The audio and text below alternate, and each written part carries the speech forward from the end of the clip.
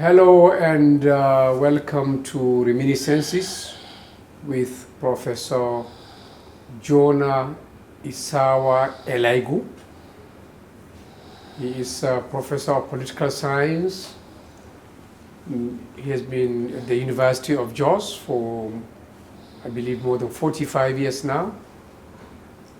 But because his specialization is federalism, he has found a lot of work to do outside the field of political science.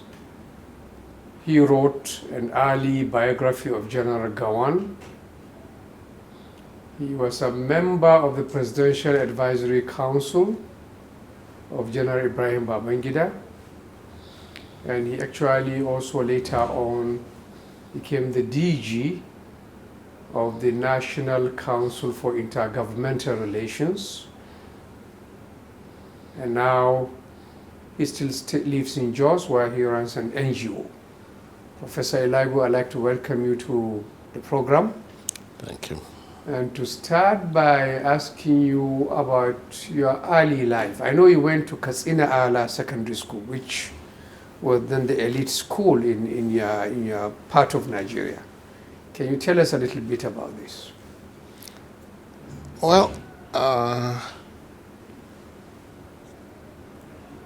those of us who come from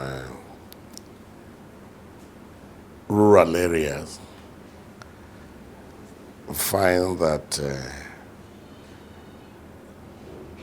you went to school around the areas that you were brought up, unless, of course, you moved elsewhere. So, primary school, I started really at Methodist Primary School in Tupo. In Tupo? Tupo. Right. In 1960, I went to Katsina, and in the Old North, you had Benue provincial secondary schools, and this one was Benue Provincials, and you had them all over. I think you had Kaba too, isn't it? And you had them in different parts of the North. The good thing about Benue Provincial Secondary School was that it was pan-religious, pan-ethnic, transcultural, and it provided the basis for interacting with many people, even at that early age. By 80s, people were fighting over uniforms in school. There was nothing like that when I was in school, when we were in Benin Provincial Secondary School. Government provided uniforms for us. It was clear. It didn't matter whether you were Muslim or Christian, you wore those uniforms. And then houseware, athletics wear and all that. And in addition, religion didn't matter to most of us, to everybody really, because it became important when you're talking about religion if they killed a cow like they used to do during the holidays. And all of us ate it and we enjoyed it. So you wouldn't find people quarreling about religion and all that. Incidentally, many Christians studied what was called then Arabic studies. That's Islam. Then it was Arabic studies. And some of them took Arabic studies in West African school certificate. And many others took, many Muslims took Christian religious studies. Like I remember Danladi Yakubu, who was former deputy governor in Plateau State, was my senior by about 4 or 5 years, and he took Christian religious studies and had over credit or good or something like that. And there were many cases. And there were schools in other parts of the North that did the same thing. So the good thing about the environment that the Benue Provincial Secondary School provided was the fact that it didn't matter what religion you came from, what ethnic group you belonged to. It didn't matter what geopolitical area you come from. The important point is that you were students of the same college. And the loyalty to college comes out of it. That even many years after you leave, you maintain the relationship with classmates. In fact, my classmates from King's College, just like other sets did, do, and still do, if anybody from our set dies, we tax ourselves, up to today. How did you move from Katsina Ala to King's College in Lagos? Well, then, the way it was, from Katsina Ala, well, not just from Katsina, from secondary school, when you did your mock certificate exam, the northern government would choose 15.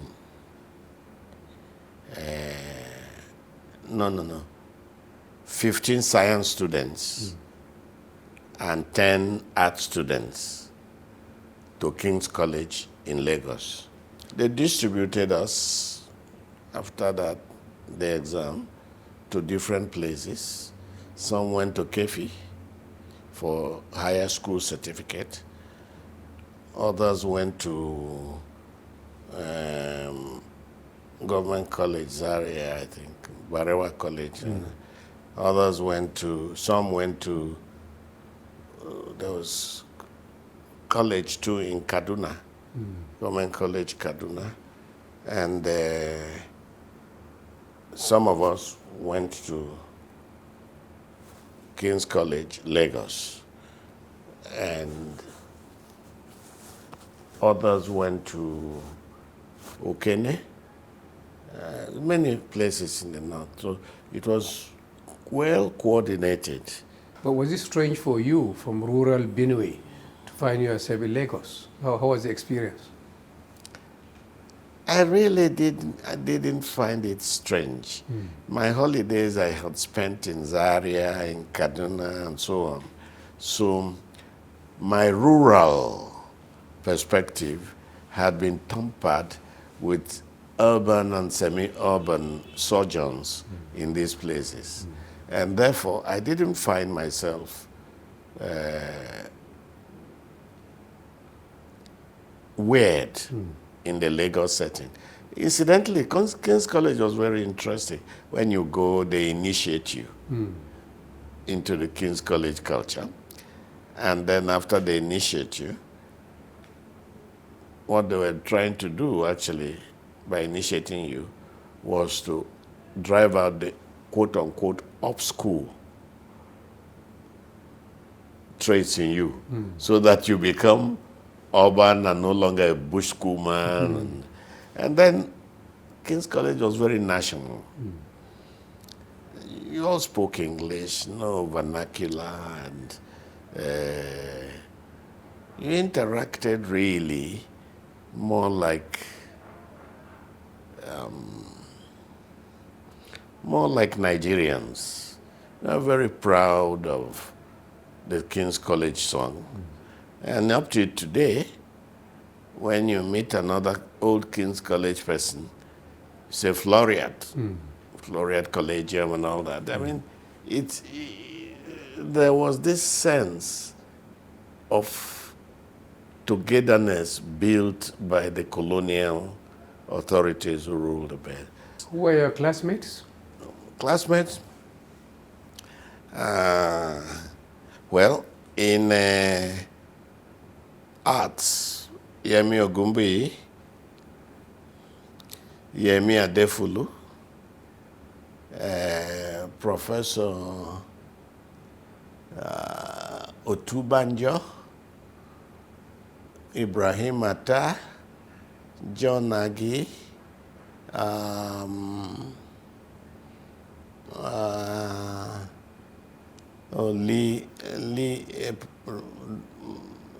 Mr. Lee, I think he's dead now. A few of them are dead. Many of these people, when they finish King's College, given the link with Britain, they tend to go abroad for their first degrees. But you went to ABU, I think. Yes. Incidentally, I wanted to study law. And I applied to Ibadan and Lagos. Lagos gave me, there was nothing like JAM then. Lagos gave me political science. Ibadan, my admission form, the form you fill, came late when all admissions had been done. Then ABU got me into what they call Department of Government. Just started. It started a year before. So you had people like Senator George Hunkwab, late David Atta, and a few others in that class. So we were the second set of those who studied for BSc Social Sciences with specialization in government. Were you taken on as a graduate assistant straight from finishing because you went abroad? No, I hadn't. I wanted to go into foreign service. The chairman of the commission from Bauchi, Sule Katagum, I think, interviewed us. And then after the interview, called me back to the panel. Said, look, my young man, you want to go for foreign service, but we can't send all the best people into foreign service. We need people in the domestic service to create the basis for development. So I would recommend that you stay in the domestic service. I didn't like it, but he was very persuasive. Like a father, he sat me down there for what 10 minutes explaining the advantages. So I said, okay, sir, I agreed. So I was recruited into the federal service. Then, before we finished, I think I had second class upper, and Ishaya Audu was trying to develop staff for the university. And Professor O'Connell recommended me. They had recommended Ayuba Kazai and somebody else to go to Wisconsin earlier. So they recommended me to go out.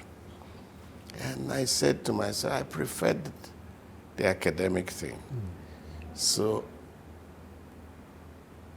I was admitted into Durham University and to Stanford University. Durham is in the UK? No. Or is it the US? Duke, sorry, not Durham. Duke, okay. Duke University in Carolina. Yeah. And then to Stanford in California. Did you do up to your PhD in California or just the master's? I went to Stanford, finished my master's in 1972, then started my PhD program. Actually, my master's and PhD program were together. 1973, I left for my research, field research, which took me to Nigeria, Tanzania, Kenya, Uganda. And of course, I went to Ethiopia in 1974 for the fun of it. And the good thing is that I met people that I read about. For example, in Kenya, while I was there, Ali Mazrui came, and he and his wife invited me. They had a diplomatic gathering, and Kenyatta was going. And I went with them. And here I was seeing Mzee Jomo Kenyatta, life and blood. I said, what? Said to myself. And not only that, he was going around and shook hands with us. And Ali Mazrui introduced me to him and said, how is Nigeria? I said, very fine, sir. Whatever very fine meant, I didn't know. But anyway. So was your research in federalism? Well, yeah, my research was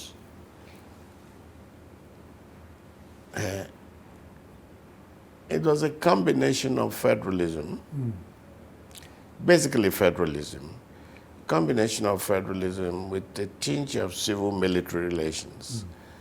Because in my 3 exams, political theory was one of them, then comparative politics, particularly thematic issues like civil-military relations was one major area, and of course federalism itself, then international relations. I was in, when I was in Kampala, it was the same week that Idi Amin's wife was butchered and put in a doctor's boot, a car boot, you know. And I was scared, and I was staying at the YMC guest house. I was very scared, and my friends at Makerere University were telling me, no, who cares about you? But I said, look, you know, I go around asking questions, and I'm going to ministries, going to universities. Somebody could pick me up and say, This nosy Nigeria. Yeah, Nigeria, you're a mischievous person. Why are you here? And asking questions. Yeah. Your choice of federalism as a speciality, I wonder if it has something to do with your own background. You are from Benue. You are a minority within another minority. Does this really influence this study of subnationalism and how they fare within larger systems? No, at that point, one wasn't politically cognitive. One wasn't politically aware to the level of thinking in a sophisticated way you're putting it.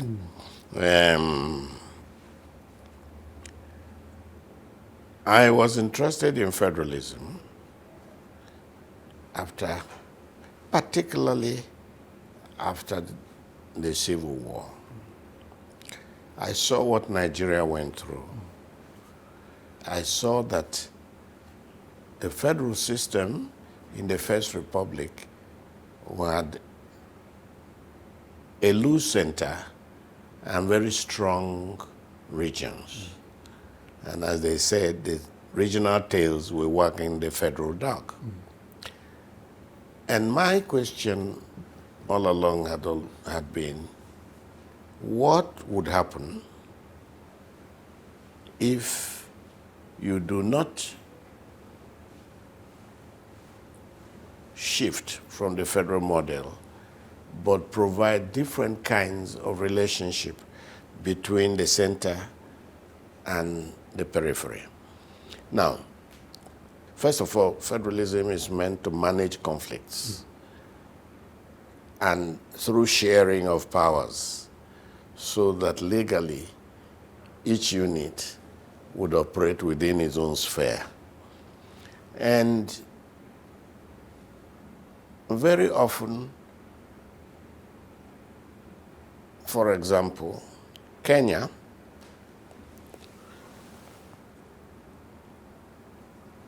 inherited a quasi-federal system, and by 1964 replaced it with the Majimbo Constitution, that federalism was expensive and disintegrative. Ghana inherited the quasi-federal model. Nkrumah kicked it out and said, look, we are going unitary because federalism was a ploy to disunite us. Uganda had a combination of federalism. I mean, for example, Uganda had a federal relationship with the center. So what will you say? I mean, listen, here we are with an expert on federalism. What will you say, given the experiences we've gone through, the various changes brought to the structure from Gowon, First Republic to the 12th structure? What will you say is the ideal? What will work best from your own study and experience of Nigerian federalism? If one has learned anything, there is nothing in human nature and in polity you can say what's ideal, what's the best. Because this also changed from time to time. For example, in the Nigerian experience, while people complained about the regional dogs wagging the federal dog in the First Republic and wanted the center to be stronger, which under Gowon, was effected. Gowon, Murtala, and others did that. By 1999, the same Nigerians were saying, oh no, the center is too strong. The center is suffocating the states. Let us devolve power. That's where the devolution thing. And it's a question of saying, let us amend the legislative list in such a way that we bring down some powers from the center to the states, which the Sani Abacha conference tried to do in those 2 volumes. Universities to this, that, and, changing things. But basically, we must always remember that the reasons why you adopted federalism is not because of finesse. It's not because you like it. It's because of its functional utility. Now, if a society is badly divided, it means that the center's power will be limited. The federal pendulum would go in favor of the periphery, the states, the local governments, and all that. Now, if you centralize power, it will be part of what we call centripetal pull to the center, where the center has more.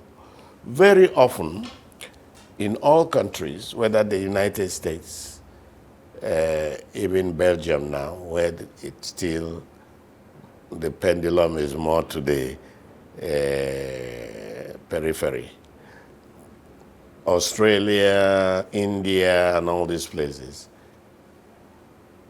The pendulum, the federal pendulum, gets adjusted from time to time, depending on the exigencies of the political arena.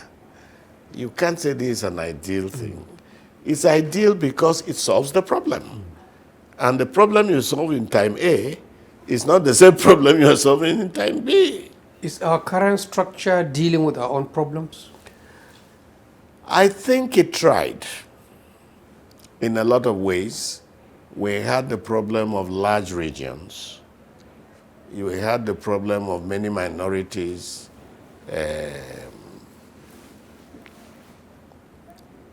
many minorities out of the circle of the political arena. And what the creation of states did with 12 states was to create new centers which generated their own forms of developmental processes, so that you would see that, like I saw, even as a young one, development going to some states where nobody even thought about them because they were local government headquarters. Now, the creation of states had advantages because, one, it made the center stronger. Two, it dealt with the fact that none of the states could succeed on their own. Three, it provided new avenues for distribution of resources to wider space. And four, it also provided new framework for distribution of resources. Over time, we moved from 12 to 19 to 21 to 30 and to 36. Now, one of the problems with the creation of states is that while the creation of states was a structural medicinal prescription to the ailment of the state, it also had political rashes. Because if you create a state, the state lost most of their powers. Don't forget, they lost prison, native police, even the judiciary. So the political rashes you have are two. You have new states with less powers, financially and politically. You have new states with less areas to deal with, so it's convenient, but also the resource base for most of them had actually dried up. Prof, is your biography of General Gowon, General Yakubu Gowon.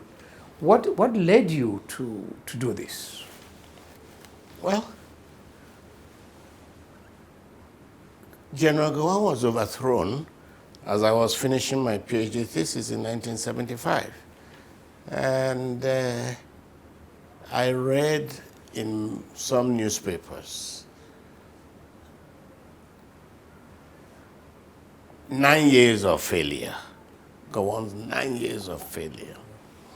Journalists, most journalists didn't see anything good about him at all. And my study, especially during my field work, showed me that in African countries, and particularly in Nigeria, if you were head of state for one night, you have tried. Yeah. And to say 9 years of total failure, I found that very annoying. It was not analytically correct that for 9 years you are there and there's total failure. So you tried to set the records straight. Yeah, I mean, what was good about Gowon? What are his achievements that you say have lasted the test of time? I wouldn't say what was good about him, because you are going to areas that are fairly subjective. What I would say is, what were his achievements? How can you say the man had 9 years of failure and he had no achievement? All the airports in Nigeria that were developed later, Who created them? Gowon. The network of roads that we have now, who created them? Gowon. I remember in 1964, I was going to Jos from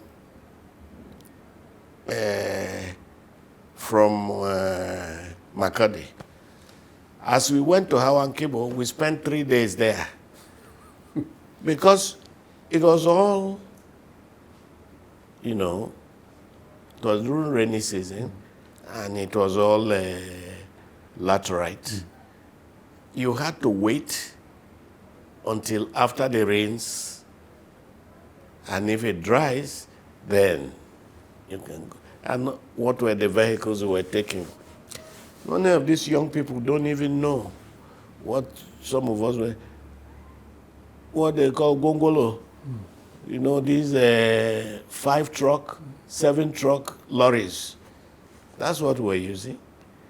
And for those to climb Hawan Kibo, we didn't have taxis like you're talking about now. A friend of mine was saying that he, for once, he used to take his son to school. And for once, he told his son to go to school because there was a couple of blocks. And the boy said, no, I am used to going in a car. And then the father said, today you're not going in a car. He said, it's not my fault. So the man said, my father didn't have a car. I trekked. He said, it's not my fault that your father didn't have a car. My father had a car. Now, people forgot the setting. So granted, Prof, Gowon built roads, built airports, but there was money.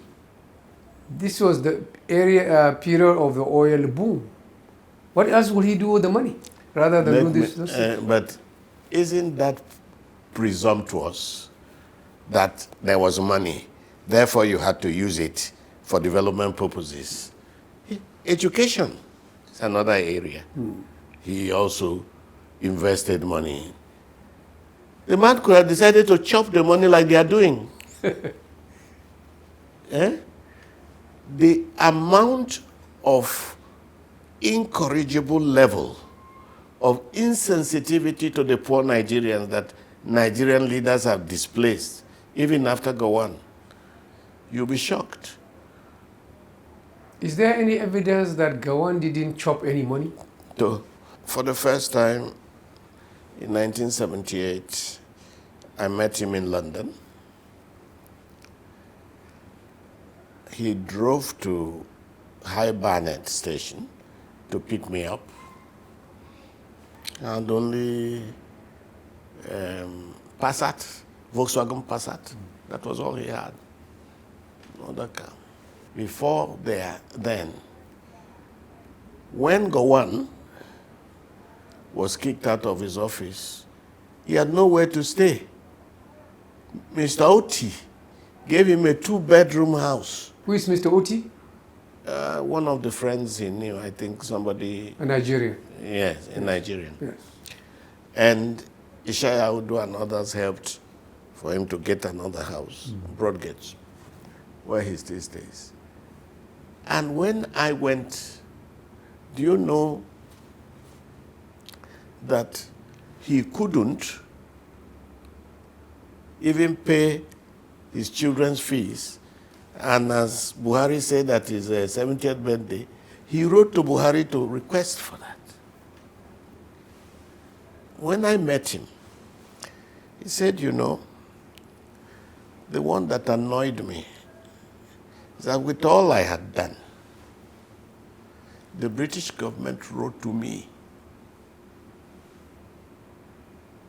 that I didn't have enough money to cover my school. The school he was attending himself. Yes. And that if I didn't, then I couldn't stay in the country. It was after they protested that the British government, through the Home Office, said there was a mistake. He said, if I had taken money would I be asking for all this nonsense? Would I go through this? He said, look at me here. I have to pay for my children's school fees. I have to pay for medical. I have to pay for electricity. I have to pay for... He said, look, I came to pick you up. I don't have a driver. And the next time I went, he came in the tube to the hotel where I was. Typical him, very humble and all that. Why was he removed from your own study, from your own... You are no longer dealing with his achievements. You're like, okay, let's go to removal. I think, for one, military rule, the one had stayed 9 years, and under military rule, you know, that's a long time. So that's a mistake on his part, Yeah, to overstay. It's a long time. Would you say it was... And military regimes, you have to have a turnover. Otherwise, the same people who came in with you turn against you. Two, there were intramilitary issues that many of those who had fought the Civil War thought that since Gowon had promised after first act he was going to change those people, then shifted it to after the Queen comes and all that, that those who had been governors for long had overstayed outside the barracks. And they should go back, and others should go. So, human ambition. Three, the issue of 1976 as a date for return and reneging on that made aggressive politicians who were waiting on the wings to then coalesce and work with people in the military to overthrow. And there is no military coup in Nigeria where there is not an association between the military and civilians. You went on, after some time in the academia, to be on the Presidential Advisory Council. You are in the government of General Babangida. What was that job about? Was he taking your advice, or were you just sitting there as a committee? You must give Babangida the three things, three credits. One, courage.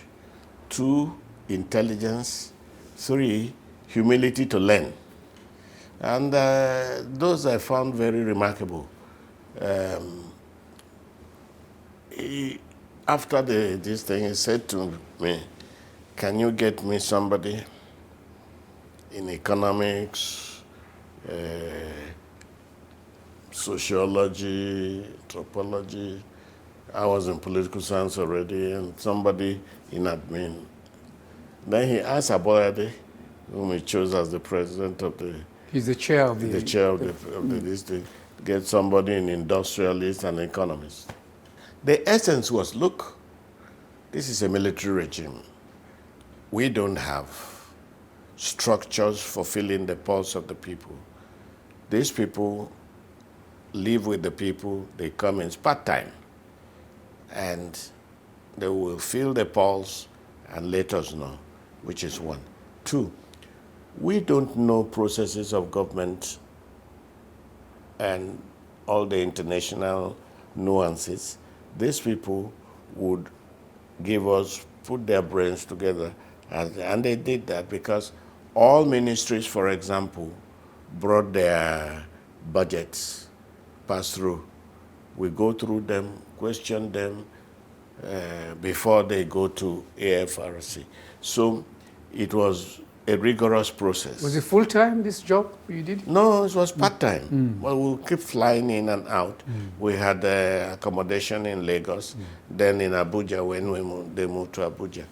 Now, the interesting thing is that there were many areas of crisis which the PAC, Presidential Advisory Committee, had helped to diffuse. Even the religious issue, if you remember the IMF thing and so on, we tried working with government to diffuse them. Even when it came to the political crisis and registration of political parties and grassroots democratic party and all those things. So you had a role in creating this new two-party structure, a little to the left, a little to the right. Well, it is not for fun. It was a situation in which creating those two parties saved the country from violence, because many politicians were waiting that their political parties would be registered. In fact, some of them had thrown parties in Lagos and were waiting for it to be announced. And yet, if you saw the report from INEC, none of them met 50% score.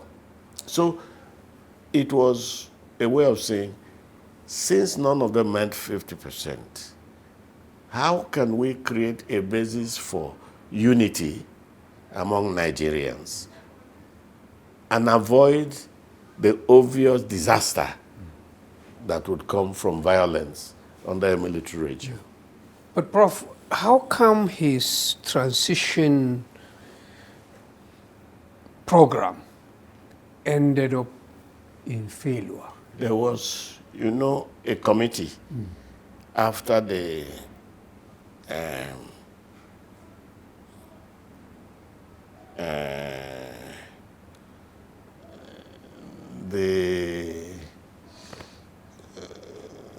who is this man? The report written by a group. Can't remember his name. Politburo? From River. Cookie? No, Cookie. Tall black guy with Jerry Ghana and others in that committee. After they made their report, the white paper panel was set up. I was a member of the white paper panel. And we recommended the exit period for the military to be 92. It went to AFRC. AFRC approved it. Now, a number of factors were responsible. One, the military, over time, had factionalized by 1993. So intra-military conspiracies, which is normal in military regimes, was partly responsible for the failure of that program transition. Secondly, avid ambition of politicians working with the military exacerbated the problems on the table for Babangida. Thirdly, ambition by some younger military people. You should know them by now. So, who actually were on the wings. Complicated the setting. And finally, the Nigerian factor thing. Once you are doing anything, we want to skew the system to suit us. That also adulterated the process. You don't think Babangida himself, did he really want to go? Until he was forced by his colleagues. Well, when I was talking of ambitions of people and all that, I think it included all of them, Babangida, Sani Abacha, relationship with Abiola and younger officers who were. So it's a complex this thing, and I wouldn't claim to know it, but some of them were well beyond my knowledge. But I think the main issue wouldn't be that Babangida was trying to prolong his stay. I think it was more by 92 ending, Babangida knew he was going. How would he go safely and neatly and without the barracks being an eruptive volcano? How would he go without the political environment itself, which was politically toxic already, being handled in a way that the system doesn't degenerate into violence?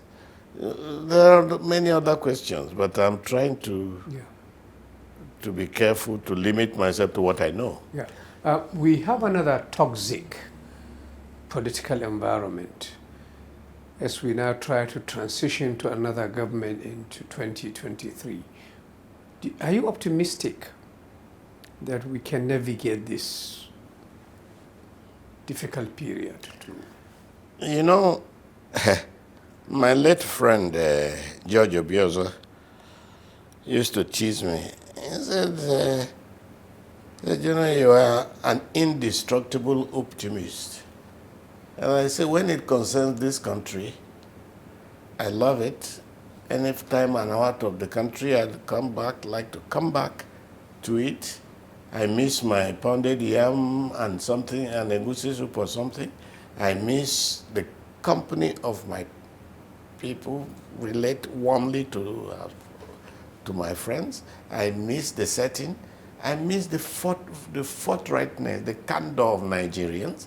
I miss the fact that in spite of our problems, we are determined to prove ourselves as Nigerians, even outside the country. Forget the crooks. There are not as many as those whom you don't hear about but are contributing to wonderful things to the world. Now, when you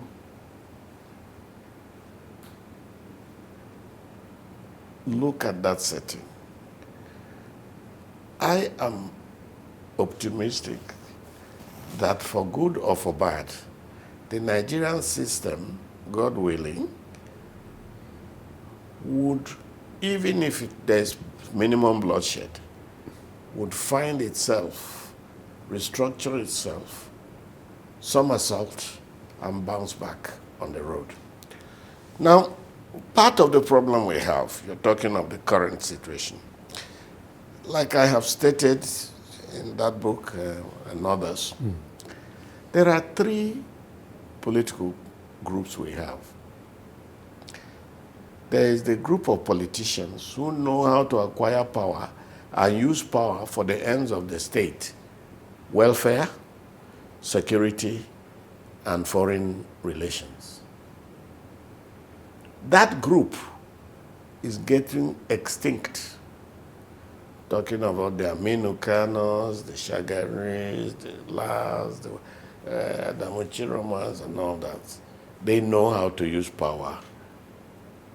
And they don't get power. They don't see power as an investment for their private destiny. The second group is the group of political contractors who are 80% in the political arena, who see politics as an investment, is business. So if I invest, you must pay me back. And I must harvest. I must reap dividends from it. You remember Adelabu and Ladoja? You remember Chris Uba and Ngege? There are many of them all over the country, even now. Third group is a group of political thugs These are the hirelings of the political contractors. And the political contractors are about 80% in the political arena. And they hire them to dispense maximum violence to those who don't toe their lines. So I think part of the problem that we have currently is the fact that the political contractors are dominant. Most politicians are dominant in their vices rather than virtues. So, Prof, as you said just now, you have retired from the university, even though I know you run an NGO in Jos. I think you are 75 now. So what do you really do with your life? How do you occupy yourself? Well, let me say that the Institute of Governance and Social Research is first of all a research institute and then an NGO because of the kind of peace-building activities we're doing. So it's not primarily an NGO. So I have retired from there since July 1st last year. But I still go there to work as a senior fellow. I still work. I still do my research. I still do all kinds of things. If I stop, I think I will die.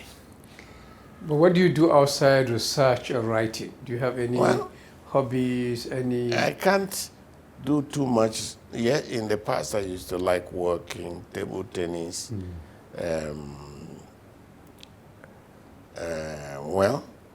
lectures, and what have you. Again, my doctor has told me I can't do anything beyond walking. I can't be on my treadmill anymore. I can't be on my bicycle anymore. Even table tennis is a far-flung thing for me to do because of my back. So what I try to do is, in the evening, my doctors have said, watch TV, don't work at home. How large a family do you have? How is family life? Maximum 6 children. That's enough for me. And they're almost all grown. The last two are in the university. You met them. And in a lot of ways, I thank God because as I go around, occasionally I am shocked by the kind of reaction of people who give me the impression that I have influenced their lives positively one way or the other. I stay at Ikoyi and I'm trying to, Ikoyi Hotel. And here I was trying to wait for accommodation because it was not time for checkout. Here comes a young man and said, do you know me? I said, yes, I know your face. I can't forget. You tried in 1978 to get me into politics. I remember. He was my student, but mature, went to NC and all that wanted. He said, what are you doing here? I said, I'm waiting for accommodation. He said, no. Follow me. Followed him. He had a suite at Ikoyi Hotel. Checked me into the place, got out and went to their state liaison office.